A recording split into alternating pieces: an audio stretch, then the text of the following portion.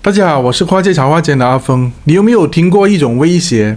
它一开始让全球吓出了一身冷汗，后来却被人当成笑话来看待。不过，就在大家以为又是在虚张声势的时候，一个铁证突然出现，打破了所有人对这位老男人的旧印象。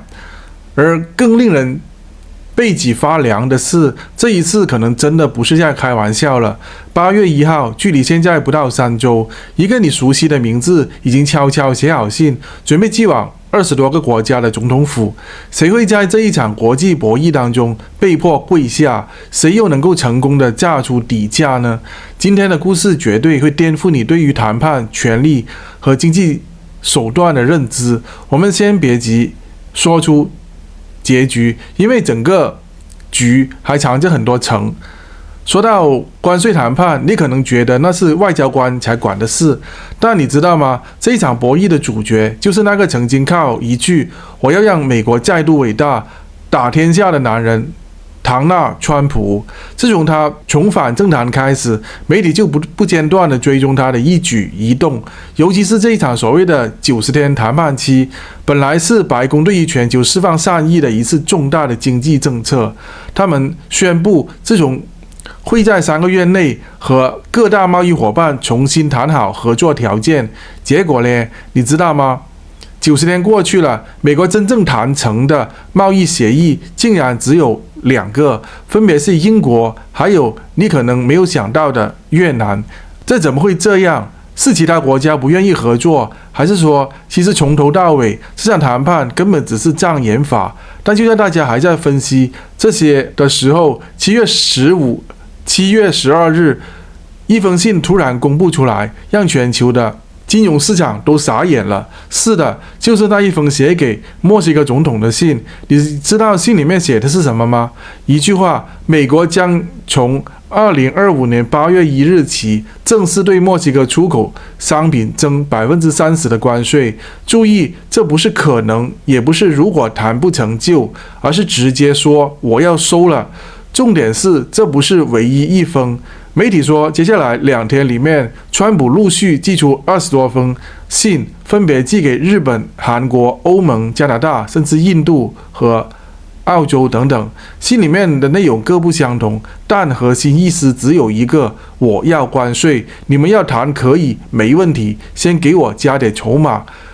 这时候你可能会想，川普不是一直都是这样吗？先喊一喊，最后再收手。是的，你说的没错，这种手法还有一个名字叫做 taco。taco 你没有听错，不是墨西哥的玉米饼哦，而是一个国际投资圈的黑话，代表特朗普总是胆小鬼。意思就是川普一开始会故意放出狠话，吓得市场一片绿油油，在谈判桌上面提出一个还可以接受的条件，最后宣布达成协议，股市就来一个大反弹，完美一波收割。过去几次都是这样的，但这一次好像不太一样了。为什么？因为这一次他直接公布税率，不再说可能会增，而是我已经决定。而且你知道对哪些国家吗？欧盟30%，墨西哥30%，日本25%，韩国35%，印度也不会低于20%。没有看错，连自己最亲密的盟友都下手，怎么看都不像在演戏。那问题来了，他真的敢吗？这些国家会做事不管吗？还是说背后还有我们不知道的底牌呢？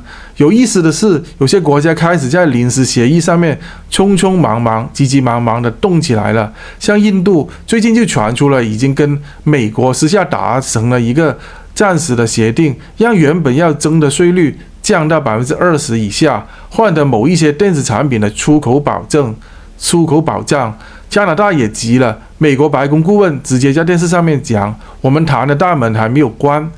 就像你在市场上面买菜，有个大哥又开口就说这个价格我下礼拜就不卖了，结果你一犹豫，他马上说你是老主顾啦，我看我们来谈谈。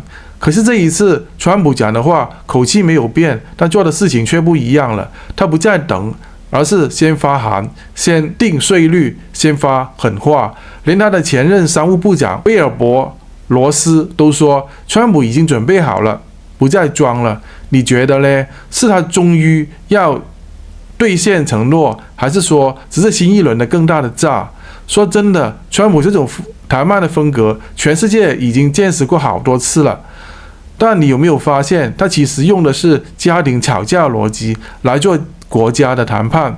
我喊破喉咙，你一定要让我一步，我再给你个面子，大家都有台阶下。有趣的是，过去每一次这样做，市场都配合演出。可是随着他的动作一次比一次激烈，像这一次直接对20个国家下死手，反而有越来越多人担心，我们是不是已经审丑疲劳了？这让我想起一个问题：当大家不信你真的会打雷的时候，哪天你真的劈下来，谁才会最受伤呢？别忘了，川普的目标一直是制造压力，让对方让步。但如果所有人都以为他在演，那最后会不会演着演着就真的打下去了？说到这里，不可能以为这场戏的主角都是国家、总统、外交官，但其实最先被打脸的是金融市场。很多投资机构本来压住这一波，又是演一套，结果川普突然即兴设定税率，还指定日期，讲清细节，连那一群习惯炒新闻套利的华尔街分析师都傻眼了。他这一次好像真的要来了。阿峰自己觉得这种我们身边其实也常见，嘴巴上说我不在乎，其实最计较，表面上说我们谈谈看，结果早就定案。你如果太信他，软弱反而最容易中招。所以问题不在于他有没有变，而是在于你还信不信他不会变。说了这么多，到底川普这一次会不会真的征收关税？我只能说99%都指向他这一次不是唬人的。你想想看，3个月谈判没有进展，只成了英国、越南2个小协议，墨西哥被骂没挡住芬太尼，欧盟被指不公平，日本、韩国成天嫌走美国技术和汽车利润。而最致命的是，他不是说再谈，而是直接说税率我已经定好了。你说我下一步会怎么样？我告诉你，这场塔可能吃到最后一口了。有时候最危险的谈判不是对方没有诚意，而是他真的没得谈。这一局川普玩得又狠又急，他不是真的想谈，而是想让全世界跪着来求他。这让我们想起一个更大的问题：如果世界上最强大的国家靠威胁去谈合作，那到底是贸易还是勒索呢？你说公平吗？你说换做你会接受吗？最后，我用4句诗送给每一位在这场迷局当中迷失方向的朋友：3月承诺无声尽，7月寒飞满地惊。看似虚张，真感动。谁言退步是常情？如果你喜欢我们今天的内容，别忘了订阅华尔街茶话间，开启小铃铛。我们未来还有更多全球政经大事，用最接地气的方式为你解析。也请点击视频下方的感谢按钮，支持我们继续创作。感谢大家的陪伴，我们下期再见。对了，如果你以为这一集已经够戏剧性了，那就等你听下集，我讲中欧贸易谈判的崩盘内幕，你会更震惊，敬请期待。